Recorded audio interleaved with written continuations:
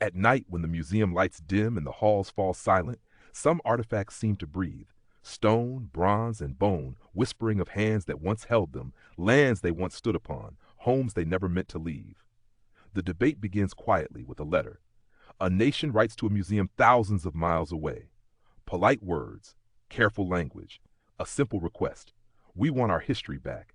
Inside the glass cases, visitors admire beauty without hearing the question echo beneath it. Who does this belong to? Many of these objects arrived during centuries of conquest and empire. Soldiers, explorers, collectors, some driven by curiosity, others by power, carried statues, masks, and manuscripts across oceans. In their new homes, they were labeled, cataloged, preserved. The museums called it protection. The countries left behind called it loss. As the 2000s unfold, the whispers grow louder. Greece asks for the Parthenon marbles. Nigeria demands the Benin bronzes. Egypt, Ethiopia, Peru, voices rise from every direction, each carrying the same ache.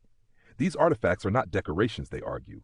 They are ancestors, memories carved in stone, chapters torn from a living book. Museums push back. They speak of universal heritage, of safe storage, of global access. They warn that returning one object could unravel entire collections. Lawyers debate ownership. Curators debate responsibility. The tension tightens like a drawn bowstring, justice on one side, fear of precedent on the other.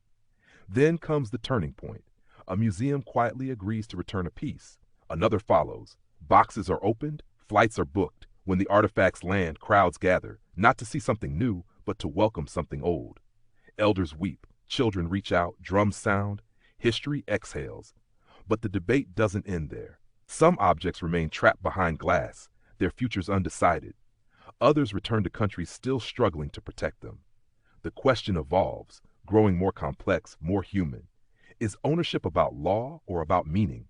Is preservation enough if identity is missing? In the end, the argument isn't really about museums. It's about listening, about recognizing that history isn't neutral and that beauty carries memory, weight, and responsibility. These artifacts were never silent. We simply forgot how to hear them.